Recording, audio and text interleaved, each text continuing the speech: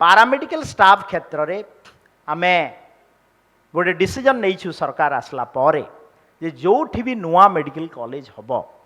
सेठी आमे गोटे nursing college रो परिकल्पना एवं 8टी नुआ नर्सिंग कॉलेज ई आमे आरंभ करने पाई प्रस्तुति रखीछु। ता सहित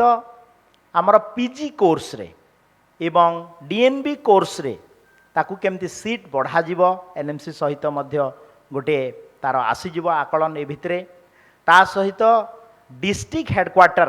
गुड़ाक ए वर्ष गोटे प्लानिंग कराई 7टा खंडे डिस्ट्रिक्ट हेडक्वार्टर रे आमे डिप्लोमा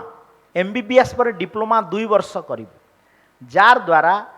डिस्ट्रिक्ट हेडक्वार्टर हॉस्पिटल रे कम से कम 6टा पिला आमर विभिन्न क्षेत्र में स्पेशलाइजेशन रे 2 वर्ष जो पढ़िबे एसआर सृष्टि हेबो एवं डॉक्टर अभाव को किछि कांसरे हम पूरण करबा पई चेष्टा करबो। अन्य दिगटी हैला जे आमे आयुष मिशन टाकू टिके स्ट्रेंथन करिवार आवश्यकता रही जो थिरे जो आमर आयुष डॉक्टर्स